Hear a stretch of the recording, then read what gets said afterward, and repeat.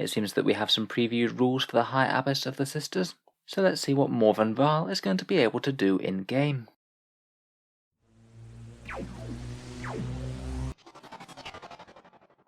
Hello and welcome back to Auspex Tactics, the strategy-focused 40k channel, where today we're here to discuss the Supreme Commander of the Adeptus Sororitas, and Games Workshop have given us quite a few details. We have her stat line, the profile of a couple of her ranged and melee weapons, and how she's going to buff nearby units. Basically, in battlefield role, it looks like she's going to be very similar to Guilliman, only for the Sisters of Battle. So for those who didn't see last week's previews, Morvenn Vahl is this new character for the Adeptus Sororitas that Games Workshop previewed last week. The background is that she's a High Lord of Terror, a fairly young and zealous abbess appointed by Guilliman, and many of the High Lords were hoping that she'd be a malleable pawn, all the better to fit in with their machinations. Rather than that happening and sinking into the more administrative role that befits her position, she has instead immediately declared a crusade and set out in her relic Paragon warsuit to rid the galaxy of witches and traitors. Just from looking at the model and the background for her, she does very much seem to be the equivalent of Guilliman for the Sisters, a big tough and fighty model that can use character protection to hide out of line of sight, and will be very good at commanding nearby core units with some big buffs to punch far above their weight. In any case, her stat line is a movement of 8, she's weapon skill and ballistic skill 2+, strength and toughness 5, 8 wounds, 5 attacks, leadership 9 and a 2+ save. That armor save is also augmented by a 4+ invul. This does mean on stats alone that for a character she's really quite fast, fairly tough, and is obviously going to be fighting very accurately indeed. And I think it's quite interesting that we can draw some basic conclusions about those new Paragon warsuits. I strongly suspect that they're also going to be 8-inch movement, and likely strength and toughness 5 as well. I guess they are a fair bit smaller than things like the Dread Knight. I guess I was kind of expecting them to be around about toughness 6 perhaps, maybe just a little bit lighter weight than I thought. As well as that fairly respectable profile, she's also got a couple of defensive rules, that 4+ invul save, a 4+ shrug off against mortal wounds, so they won't be a particularly good way to deal with her either. And then she also has the Holy Aegis special rule, which means that she halves incoming damage in a similar way to Marnia's Calgar or Abaddon. Between all of this, it does mean that she is going to be fairly tricky to take out. No matter what guns or special effects that you point at her, in general she is just going to need a little bit of volume fire to put down. Maths-wise, when compared with Rabute Guilliman, if you're firing anti-tank weapons against them both, then they're both fairly similarly tough. Of course, Guilliman does have his built-in revival mechanic, and we don't know if Morvenn Vahl's going to get any of that in the new codex. It'd take around 16 las cannon shots fired by Space Marines to shoot her down. Though compared with Guilliman, she's far easier to kill with strength 5 or 6 weapons, or small arms fire, seeing as that isn't affected by her half damage mechanic. Between that and character protection, she should be a bit of a nuisance to deal with. We do have a few details of her damage output as well. Her main weapon is the Lance of Illumination. Like a lot of the strongest melee combatants, she's able to use it in 2 different ways, either a lunging strike against heavies or a sweeping blow against hordes. Lunging strike is strength 8, AP -3 and damage 3, and on top of that, every time she wounds on a 6, then they'll suffer 1 mortal wound as well. For what's basically a faction leader, that's not bad melee, but I wouldn't say it's absolutely outstanding either. She's certainly not going to be winning any one-on-one fights against Primarchs, and she's not desperately well suited for taking out the various heaviest targets at toughness 8, and she'll be wounding them on 4s. The other profile, that sweeping blow, is strength user, so strength 5, AP -2 and damage 1, though she does get double the attacks with that, so 10 attacks at that profile. Even so, at strength 5, she'd still even be wounding guardsmen on a 3 rather than a 2. So while her melee is quite solid, she isn't just going to be sweeping aside entire units like it's nothing. I think she will need at least some support when going into melee.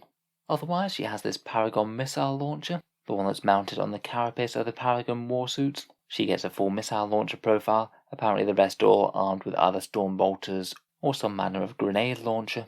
In any case, this Paragon missile launcher seems to be exactly the same as a Cyclone missile launcher, 36-inch range and essentially a heavy 2 frag or crack missile. For some reason they've called them Sanctorum missiles or Prioris missiles, but the profile is literally exactly the same as frag and crack as best I can tell.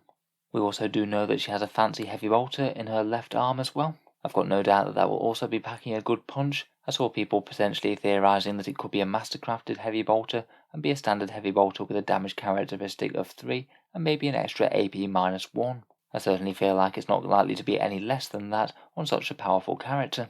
All this ranged and melee damage can also be amped up a fair bit, as she can provide some buffs to herself, as we'll get onto in a second. So finally, here are her 2 buffing rules as previewed by Games Workshop. They come in 2 different parts, one that's basically an aura effect that's always on, and one where she can nominate a single unit for some mad rerolls. The aura ability is called Abbess Sanctorum, which I believe is her official title within the High Lords of Terror. Basically, this is a 6-inch aura range of reroll, hit rolls, and wound rolls of 1 for nearby core units, and it does seem to affect any Adeptus Sororitas core units, not just ones from any given order. I guess that does make sense, as she probably isn't from any given order herself, she's just going to be a generic Supreme Commander. Those 2 do stack quite nicely, so it'll usually be an extra 36% damage output on any units nearby, though of course it wouldn't be quite as good on things like flamer weapons, where you'd only get the benefit of the wound roll. I think this is actually one of the first mentions of the core keyword for the Sisters of Battle as well. It's going to be interesting to see which sort of things do get the core keyword and which ones don't. I think it's fairly sensible that almost all infantry squads will get core, things like Retributors or Dominions, but maybe it's a bit more questionable whether those Paragon Warsuits will. If I'd had to guess, I'd say they probably will. They do seem to look like a bit more of a squad of Warsuits as opposed to individual big stompy vehicles. In any case, similar to Guilliman, she'll be right at home in the centre of the battle line. Finally, her Commander of the Adeptus Sororitas rule allows her to nominate 1 core or character unit within 6 inches, and until the start of the next command phase, every time they make an attack, whether it's shooting or in melee, you get to reroll the hit rolls and the wound rolls. So essentially that's the old Guilliman level buffs, but only applied to 1 Sororitas unit. This would be pretty excellent on whatever you target with it, whether that's a bunch of Retributors with multi-melters getting 4 rerolls to hit and wound, or maybe even amping up the melee of those Sacrosanct Celestians. I feel like it's often going to be used just on herself. By the rules, you certainly could use this on her, and getting rerolls to hit and to wound on all of that nasty shooting and melee seems pretty good to me. Attacks like those missile launchers and that boosted heavy bolter are just going to be so much more threatening if you're protected against a few random bad rolls of 1. In melee, this seems to make her a bit more of a scary threat as well, averaging around about 11 wounds on a toughness 7 vehicle, so she'll be at least killing something like a Rhino or a Predator tank in a single round of combat.